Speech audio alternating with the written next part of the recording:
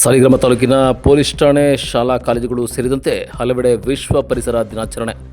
ಮನುಷ್ಯನ ಉತ್ತಮ ಆರೋಗ್ಯಕ್ಕಾಗಿ ಮರಗಿಡಗಳನ್ನು ಬೆಳೆಸಿ. ಹೌದು, ನಗರದ ಪ್ರತಿಷ್ಠಿತ ಶ್ರೀ ಭೈರವೇಶ್ವರ ಇಂಟರ್ನ್ಯಾಷನಲ್ ಸ್ಕೂಲ್ನಲ್ಲಿ ವಿಶ್ವ ಪರಿಸರ ದಿನಾಚರಣೆಯನ್ನು ಯಶಸ್ವಿಯಾಗಿ ಹಮ್ಮಿಕೊಳ್ಳಲಾಗಿದ್ದು, ಪರಿಸರ ಸಂರಕ್ಷಣೆಯ ಮಹತ್ವದ ಅರಿವನ್ನು ಮೂಡಿಸಲು ಪ್ರತಿ ವರ್ಷ ಜೂನ್ 5ರಂದು ವಿಶ್ವ ಪರಿಸರ ದಿನಾಚರಣೆಯನ್ನು ಆಚರಿಸಲಾಗುತ್ತದೆ.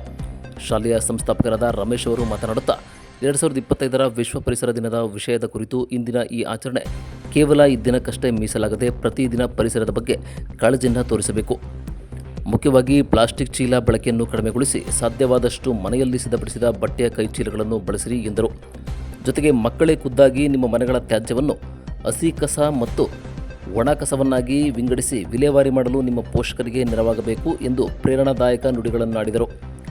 ಇನ್ನು ಪೊಲೀಸ್ ಠಾಣೆಯಲ್ಲಿ ಸಬ್ ಇನ್ಸ್ಪೆಕ್ಟರ್ ಮಹೇಂದ್ರ ಅವರು ಮಾತನಾಡಿ, ದೇಶದಲ್ಲಿ ಪ್ರತಿದಿನ ರೈತರು ತಮ್ಮ ಜಮೀನುಗಳಲ್ಲಿ ಸುತ್ತಮುತ್ತ ಇರುವ ಪರಿಸರವನ್ನು ಒಂದಲ್ಲ ಒಂದು ರೀತಿ ಸಂರಕ್ಷಣೆ ಮಾಡಿಕೊಂಡು ಬರುತ್ತಿದ್ದಾರೆ. ಮನೆಯ ಹಿಂದೆ ಕೈತೋಟ ಮಾಡಿ ತರಕಾರಿ ಸೇರಿದಂತೆ ಇನ್ನಿತರ ಬೆಳೆಗಳನ್ನು ಬೆಳೆಯುತ್ತಿದ್ದರು. ಜಮೀನುಗಳ ಪ್ರದೇಶದಲ್ಲಿ ಗಿಡಗಳನ್ನು ನೆಟ್ಟು ಬದು ನಿರ್ಮಾಣ, ಜಾನುವಾರುಗಳಿಗೆ ಮತ್ತು ಪ್ರಾಣಿ ಪಕ್ಷಿಗಳಿಗೆ ಕೆರೆ ಕಟ್ಟೆ ನಿರ್ಮಾಣ ಮಾಡಿ ಪರಿಸರವನ್ನು ಸಂರಕ್ಷಿಸುತ್ತಿದ್ದರು. ಅರಣ್ಯ ಪ್ರದೇಶವೂ ಕೂಡ ಈಗ ನಶಿಸಿ ಹೋಗುತ್ತಿದೆ.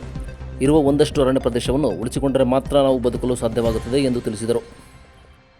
ಇನ್ನು ಸ್ವಾಮಿ ವಿವೇಕಾನಂದ ಇನ್ಸ್ಟಿಟ್ಯೂಟ್ ಮೂವ್ಮೆಂಟ್ ಅಂಗಸಂಸ್ಥೆ VILD ಫೌಂಡೇಶನ್ ವತಿಯಿಂದ ಸರ್ಕಾರಿ ಶಾಲಾ ಆವರಣದಲ್ಲಿ ಗಿಡ ನೆಟ್ಟು ನೀರು ಹಾಕುವ ಮೂಲಕ ಯಶಸ್ವಿಯಾಗಿ ವಿಶ್ವ ಪರಿಸರ ದಿನಾಚರಣೆ ಆಚರಿಸಲಾಯಿತು. ಬಳಿಕ VILD ಫೌಂಡೇಶನ್ ಜಯಶ್ರೀ ಅವರು ಮಾತನಾಡಿ, ಪಟ್ಟಣ ಪ್ರದೇಶಗಳಲ್ಲಿ ವಾಯುಮಾಲಿನ್ಯ ಹೆಚ್ಚಾಗಿ ಶುದ್ಧವಾದ ಗಾಳಿ ಇಲ್ಲ. ಇದರಿಂದ ಅನಾರೋಗ್ಯಕ್ಕೆ ಜನರು ತುತ್ತಾಗುತ್ತಿದ್ದಾರೆ. ಗ್ರಾಮೀಣ ಭಾಗದಲ್ಲಿ ಮಾತ್ರ ಇಂದಿಗೂ ಶುದ್ಧ ಗಾಳಿ ಸಿಗುತ್ತಿದೆ. ಶುದ್ಧ ಗಾಳಿಯಿಂದ ಉಸಿರಾಡುತ್ತಿರುವುದರಿಂದ ಆರೋಗ್ಯವಂತರಾಗಿ ಬದುಕಬಹುದು.